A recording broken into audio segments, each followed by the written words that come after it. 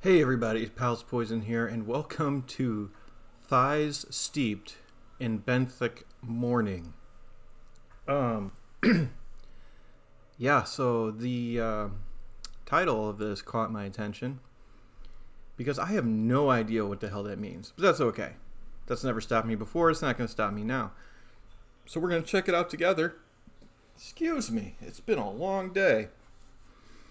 And here's a piece of bacon for you. No? Okay.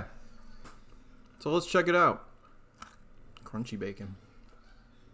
Yep, let's go. Oh, flashing light warning, I was told, by the way. Oh. Ever I pace forward. It's like a Rorschach test. This body a swinging pendulum dragging splintered nails across ebony tarns of sand. Inebriated on mouthfuls of azure and green. Oft I have tasted blood.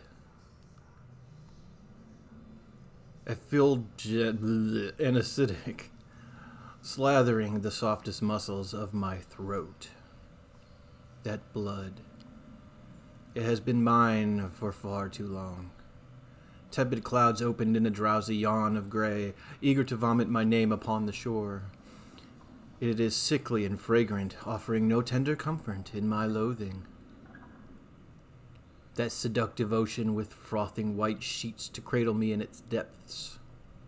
With its tumultuous appendages of oil green and obsidian, eager to stroke and wriggle in my tired wounds. I feel them ever near. The frigid waves bite at my wounds, seeping dark, with ritual ink, with a pungent hiss. My saccharine yearning stoked by brooding memories. My doused self-blame, my fathomless torture, all fuel for the tantalizing watery grave. In that petty existence I could find nothing but the torturer's laugh, the burning gaze to be swallowed whole. Lukewarm murk coagulates at my feet, a viscous cradle of great depth, eager to suckle my marrow like milk. It is home. I can smell their weeping fever. Gentle anklets of wanton ocean weeds embrace the fetid tides, kissing my pallid hips at the moon's perverse upheaval. A fucking dance of redolent heathenry. It has called. I have learnt the sodden hymn, a divine song churned and boiled in the fathomless viscera of it all, tendons in undulating harmony. This submerged area, is that right? Carried by my quivering hands in craving and brined honor. Too many calluses smoothed twice over by pages of worthy decay. Too many beds left hollow by my obsessive study. Prayers of sacrifice. Prayers of passion. Chants of unfettered longing, chants of abyssal desire. Upon this shore I pray, my tongue spent and raw from their song, dripping with astringent invocations cried out over somnambulistic flickering nights. Easy with the thesaurus. Famish puckered lingers, leaden throat, eager sanity, sated blade. All left torpid and languid upon consecrated ground. What is your tongue doing there? This suffering aged like scarred stone, scabbed pictographs upon the flanks of my purulent, sullied body, craggy fingertips to soothe the posthumous maelstrom at my weary tonsils, solace of flesh by my moistened wandering hands, tear-stained teeth carved into empty slopes. Is my time-gnawed soul I soothe, not this shambling husk, gutted and broken, I may still serve as a putrid saliva-soaked repast. Reeking with the perfume of death, no wine-dark bath may wash clean such ill-blossomed stamen, but in a mephitic and grand spring it may blossom into 1,000 dreadful fruit. To break thine body is to bind, and my oath shall be embraced at the mouth of the world. My lucid mind twain stewed between the dreaming lips of fate, spat out as heavenly seed. Blossom of death it shall feed.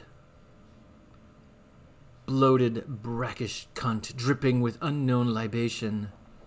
A sanity-abandoned gash for the deep gods to reverently sup from. I separated the conscious from a ruptured heap of lustful flesh.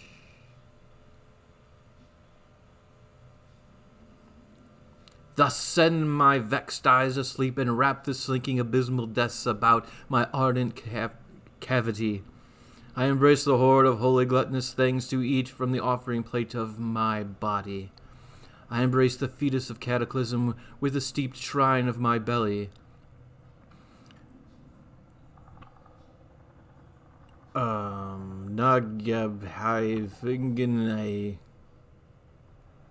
My lungs deflate in blessed sedation with the trench-kissed waters.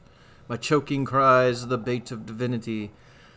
My atrophied muscles limp and ripe for the hunting. I feel the craving of the fetid depths within me. I embrace the horde of the gluttonous fathoms. Alma. Sinew like drowned hollyhock shambling tendons spill over warm sepulture with a thirst for rancid human blooms. They fervently hunt reckless and slick with bile burning unspeakable groans across my milky womb. They come spurting forth with discordant dread, drawing bathy sap across my celestial membrane. The organ throat is often.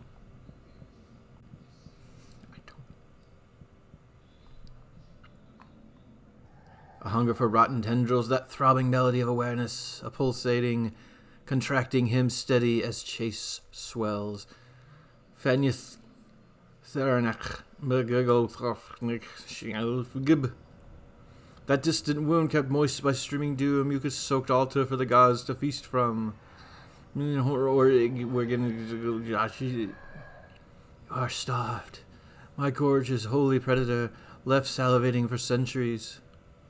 Pray I awake from thy benthic dream, and fester the void seed of young death within my eager thighs.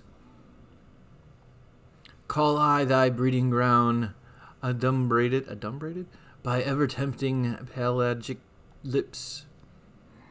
Pray I suckle the sanity from my salted breast, to prepare thy tongue to lick clean the earth. Call I thy host sacrificially ordained from the polyp of fervor, and let the inky brine that fills my mouth become my grave shroud.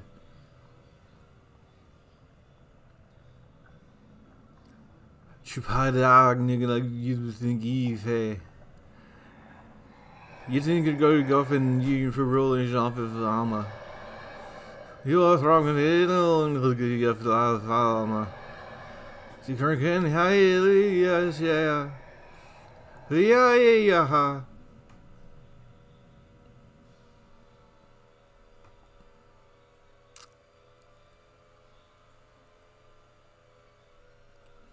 Okay. So, let me translate. This is less about, conjuring a demon or something. It is about rearing children. Because that's basically how every parent feels. Wait till they get older. This is by, I guess it's Lunar Kana? I'll link it below. You can check it out for yourself, and if you want to be disturbed by a lot of these things. Very sexual, very...